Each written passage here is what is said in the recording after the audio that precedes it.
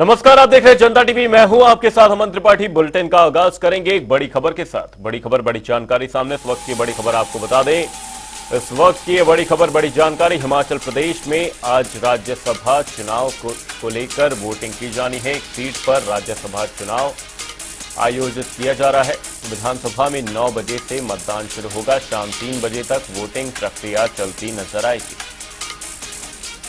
वहीं कांग्रेस के अभिषेक मनु सिंह भी प्रत्याशी के तौर पर चुनावी मैदान में। वहीं बीजेपी के हर्ष महाजन चुनावी मैदान में है। वहीं कांग्रेस के पास बहुमत है। ऐसे में बीजेपी को क्रॉस वोटिंग से आस है। कांग्रेस विधायकों पर इस दौरान नजर रहेगी। पार्टी प्रत्याशी के पक्ष में वोट करते नजर आएंगे या अंतरात्मा की आवाज सुनेंगे। ये बड़ी खबर, बड़ी जानकारी आपको बता रहे हैं। राज्यसभा चुनावों को लेकर हिमाचल में आज एक सीट पर राज्यसभा चुनाव का आयोजन किया जा रहा है। विधानसभा में 9 बजे से मतदान शुरू होगा। वहीं शाम 3 बजे तक वोटिंग की प्रक्रिया चलती नजर आएगी। वहीं कांग्रेस के अभिषेक मनु सिंह भी चुनावी मैदान में है। वहीं भारतीय जनता पार्टी से हर्ष महाजन चुनावी मैदान में। दोनों ही प्रत्याशी आमने सामने हैं।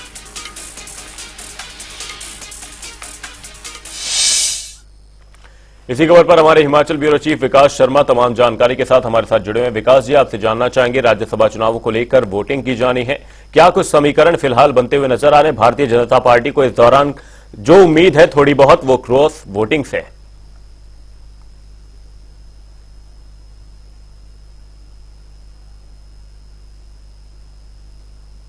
वो यहाँ पर बनाया गया है। पर आप देख सकते हैं में यशपाल डॉक्टर हमारा विधानसभा पुस्तकालय ये लाइब्रेरी है और यहाँ पर पोलिंग स्टेशन बनाया गया है। ठीक इसके अंदर कुछ ही मीटर की दूरी पर पोलिंग स्टेशन जो है वो अंदर बनाया गया है। नेता प्रतिपक्ष जयराम ठाकुर समेत जो पोलिंग एजेंट्स हैं वो यहाँ पर पहुंच चुके हैं। उसके साथ ही जो कांग्रेस की विधायक है, क्योंकि कांग्रेस जो है वो यहाँ सत्ता में है, तो ऐसे में अभिषेक मनु सिंह भी जो है उनको जो है प्रत्याशी कांग्रेस ने यहाँ पर बनाया है। जबकि भाजपा की तरफ से हर्ष महाजन को प्रत्याशी राज्यसभा के लिए यहाँ पर बनाया गया। 3 सीटें हिमाचल प्रदेश में पर यहाँ पर जो है वो आज मतदान होना है। लेकिन इससे पहले तस्वीरें जो है वो जरा आप इस तरफ की तस्वीरें देखें। यहाँ पर जो है कुछ विधायकों के आने का सिलसिला जो है वो शुरू हो चुका है। सुधीर शर्मा तस्वीरों में जो है वो आप देख सकते हैं, फोन पर बात कर रहे हैं। और इनके साथ ही बहुत से ऐसे नेता हैं, चाहे वो नेता प्रतिपक्ष की अगर बात करें या फिर हम कांग्रेस की तरफ से अगर मंत्रियों की अगर बात करें। अभिषेक मनु सिंह भी जो है वो तस्वीरों में आप इस समय देख सकते हैं, वो यहाँ पर पहुंचे हैं, जो कि कांग्रेस के प्रत्याशी हैं। और वो अब अंदर जो है वो जा रहे हैं, क्योंकि आज जो वोटिंग की प्रक्रिया है वो 9 बजे तक रहेगी। इनसे क्या कहेंगे? जीत के लिए कितना आश्वस्त? पूरी तरह से आश्वस्त है भाई, जीतने का। जी, तो देखिए जीत के लिए आश्वस्त है, क्योंकि कांग्रेस के पास पूर्ण बहुमत है। और अभिषेक मनु सिंघवी ने जनता टीवी से ये बात कही है कि जीत के लिए पूरी तरह से आश्वस्त है। जबकि क्रॉस वोटिंग के लिए मनाही जो है वो यहाँ पर की जा रही है, जिसको लेकर पिछले कल भी विवाद सामने आया था। कांग्रेस की तरफ से कहा गया था कि कोई व्हिप जो है वो जारी नहीं किया गया है, जबकि भाजपा की तरफ से ये कहा जा रहा था कि एक व्हिप जारी किया गया है, जिसकी शिकायत इलेक्शन कमिश्नर को जो है वो यहाँ पर दी गई है। तो ऐसे में कई तरह के सवाल जो है वो लगातार उठ रहे थे कि क्या इस लोकतांत्रिक प्रक्रिया के लिए वोटिंग जो आज होनी है, क्या उसके लिए कोई व्हिप जारी किया जा सकता है? तो सरकार की तरफ से बिल्कुल साफ कर दिया गया है। बीते कल ही हर्षवर्धन चौहान जो कि कैबिनेट मंत्री हैं, उनकी तरफ से बिल्कुल साफ कर दिया गया था कि व्हिप व्यवस्था परिवर्तन में जो गवर्नमेंट फेल हुई है, उसी में अब राज्यसभा में चुनाव में भी कांग्रेस पार्टी फेल हो गई।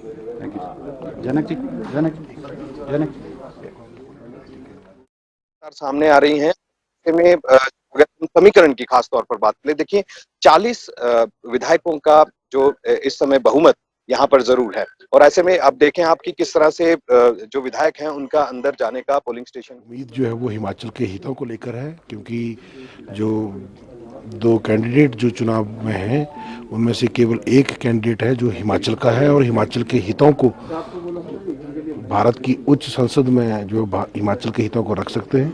तो इसलिए हम उम्मीद करते हैं कि सब अपनी अंतरात्मा की आवाज़ सुनेंगे और हिमाचल के हितों के लिए जो है वो हिमाचलियत के लिए कांग्रेस पार्टी के लोग भी हिमाचल के हितों को ध्यान में रखते हुए हमें वोट करेंगे। उम्मीद कर रहे हैं क्रॉस वोटिंग होगा। देखिए, इसको क्रॉस वोटिंग कहने की बजाय मैं समझता हूं कि हिमाचल के हितों का जो ध्यान रखेगा वो हिमाचल के कैंडिडेट को वोट करेगा।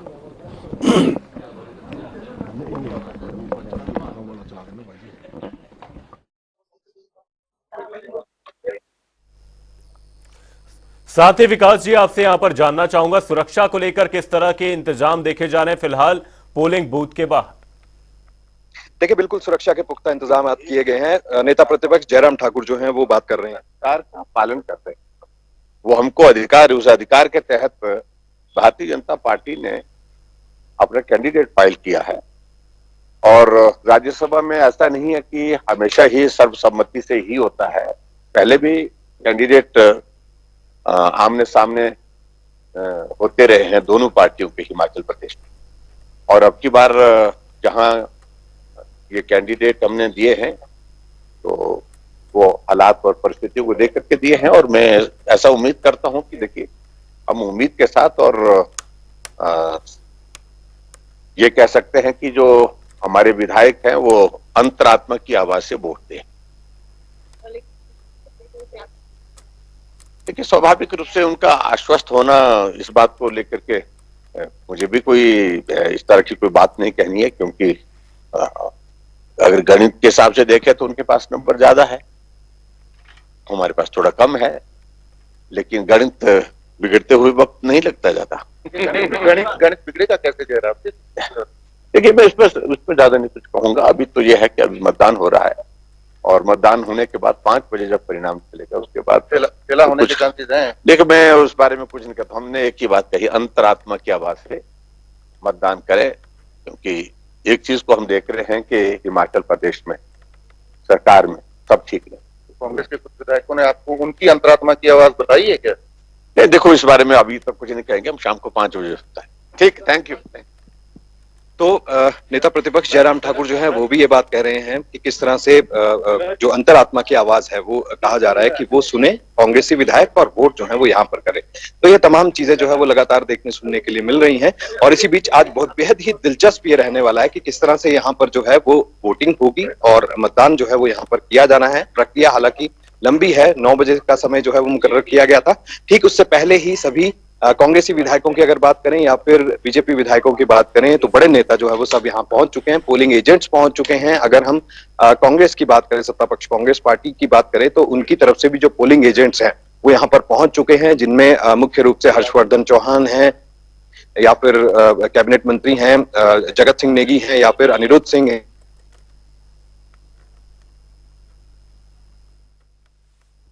अंदर पहुंच चुके हैं और अभी भी विधायकों के अंदर जाने का सिलसिला जो है वो लगातार जारी है। समीकरण कुछ इसी तरह के है कि क्या प्रदेश में हो सकता है, तो इससे बिल्कुल इनकार जो है वो कांग्रेस पार्टी एक तरफ कर रही है। वहीं बीजेपी का ये कहना है कि देखिए, अंतरात्मा की आवाज जो है वो सुनकर ही कांग्रेस के विधायक यहाँ पर वोट करें।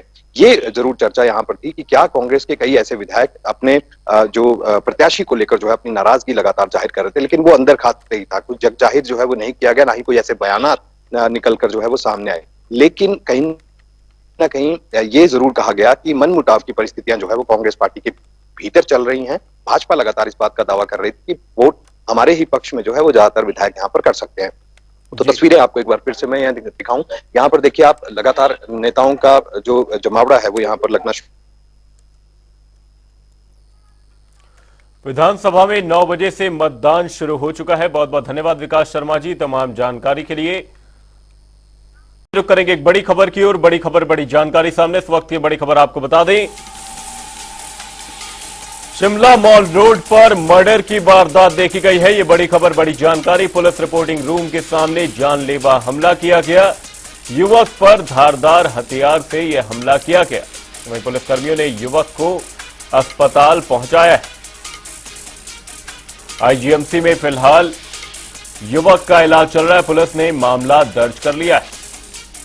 मामले की आगामी कार्रवाई जारी है। शिमला मॉल रोड पर मर्डर की वारदात देखी गई। आईजीएमसी शव गृह के बाहर परिजन और ग्रामीण पहुंचे हैं, प्रशासन के खिलाफ प्रदर्शन किया है। शिमला मॉल रोड पर मर्डर की वारदात सामने आई। ये बड़ी खबर, बड़ी जानकारी आपको बता रहे। शिमला मॉल रोड पर मर्डर की वारदात सामने आई। पुलिस रिपोर्टिंग रूम के सामने हमला किया गया। युवक पर धारदार हथियार से हमला किया गया। वहीं पुलिस ने युवक को अस्पताल पहुंचाया। शिमला मॉल रोड पर मर्डर की वारदात सामने आई है। ये बड़ी खबर, बड़ी जानकारी। पुलिस रिपोर्टिंग रूम के सामने हमला किया गया। युवक पर धारदार हथियार से हमला किया गया। इलाज के दौरान युवक की मौत हो चुकी है। पुलिस ने इस दौरान युवक को अस्पताल पहुंचाया था, जहां पर इलाज के दौरान युवक ने दम तोड़ दिया। शिमला मॉल रोड पर मर्डर की वारदात सामने आई है। पुलिस रिपोर्टिंग रूम के सामने यह हमला देखा गया। युवक पर धारदार हथियार से हमला हुआ, जिसके बाद से पुलिस ने युवक को शिमला का वो ऐतिहासिक मॉल रोड जो आमतौर पर अपनी खूबसूरत नज़ारों के लिए और सौहार्द के वातावरण के लिए जाना जाता है, लेकिन बीती रात यहाँ एक घटना ने पूरा सिनेरियो ही बदल दिया है। एक बार आप मेरी तस्वीरें देखिए, ये मॉल रोड का पुलिस रिपोर्टिंग रूम के सामने का इलाका है। यहाँ पर ही बीती रात जो है एक हत्या की जो घटना है वो सामने आई है। यहाँ पर सामने वो रेस्टोरेंट है जहाँ पर ये सब जो प्रकरण है बीती रात हुआ है। 0 डिग्री बताया जा रहा है। पुलिस के अनुसार जो प्राथमिक जांच की गई है और उनसे ओर से जो कहा गया है उसके मुताबिक 0 डिग्री के सामने यहाँ पर बीती रात 2 जो शख्स हैं वो आपस में लड़े। बताया जा रहा है कि 0 डिग्री का जो कर्मचारी है सत्येंद्र पाल उसका नाम बताया जा रहा है, वो हरियाणा मूल का बेसिकली बताया जा रहा है। उसी ने यहाँ पर जो है अपने ही रेस्टोरेंट में चोरी करने की कोशिश की, जिसके बाद यहाँ पर साथ लगते वेक एंड बेक के कर्मचारी ने उसको देखा, जिसके बाद दोनों में जो है बहस छिड़ी और उसके बाद जो है दोनों के बीच ये जो प्रकरण है पूरा, और जो 0 डिग्री का कर्मचारी था उसने उस पर जो वेक एंड बेक के कर्मचारी पर हमला किया। उसके बाद वो व्यक्ति भागता हुआ सीधा पुलिस रिपोर्टिंग रूम के सामने गया। ये पुलिस रिपोर्टिंग रूम के ठीक 20 से 25 मीटर दूरी पर ये पूरा जो है रेस्टोरेंट है जहां पर ये पूरा प्रकरण हुआ। और वहां पर अगर आप तस्वीरें देख पाए तो यहाँ पर पुलिस असिस्टेंट रूम है, एसपी का यहाँ पर दफ्तर है और यहाँ पर भी जो है शीशा तोड़ा गया ताकि पुलिस वालों को जगाया जा सके और उन तक अपनी बात पहुंचाई जा सके। यहाँ पर व्यक्ति जब पहुंचा तो उसे पुलिस कर्मियों ने यहाँ सर से आईजीएमसी अस्पताल जो यहाँ से कुछ दूरी पर है वहां भेजा, जहां पर उसकी जान चली गई। तो पूरा जो प्रकरण है ये पूरी देर रात का है। पुलिस के मुताबिक कहना है कि तकरीबन 1:51 पर जो है पुलिस के अधिकारियों को इसकी सूचना मिली, जिसके बाद जो है यहाँ पर पूरा प्रकरण जो है ये सामने आया। अब हालांकि जो चपाल मूल का ये व्यक्ति बताया जा रहा है जिस पर ये हमला हुआ और जिसकी इस पूरे प्रकरण में जान चली गई, हालांकि उसका शव जो है वो अभी भी आईजीएमसी में है और वहां पर जो है तमाम चौपाल के और ग्रामीण जो है और उनके अलावा जो परिजन है वो वहां पर पहुंचे हुए हैं। और निश्चित तौर पर एक बड़ा मामला, क्योंकि पुलिस असिस्टेंट रूम से तकरीबन 20 से 25 मीटर की दूरी पर यह पूरा प्रकरण हुआ है और यहाँ से ही थोड़ी दूरी पर एसपी का दफ्तर भी है। तो निश्चित तौर पर कई सवालिया निशान यहाँ पर खड़े होते हुए नजर आ रहे हैं। पुलिस पेट्रोलिंग को लेकर सवालिया निशान है और इतनी दूरी पर क्या आवाज और इसके बाद बावजूद भी पुलिस नहीं जागी, इसको लेकर भी एक बड़ा सवाल है। तो कई सवाल हैं और ऐसे में जो परिवारजन है, जो ग्रामीण हैं, वो भी कहीं ना कहीं रोष प्रकट कर रहे हैं और विधानसभा का सत्र भी चल रहा है। तो ऐसे में एक बड़ा मुद्दा बनता हुआ नजर आ रहा है। कैमरा सहयोगी रोशन भारद्वाज के साथ रॉबिन शर्मा, शिमला। का चिराग बुझ गया है। ठीक है, हम गरीब आदमी हैं, हमारे पास ना पॉलिटिकल पुश है ना हमारे पास पैसा है, हम क्या करेंगे।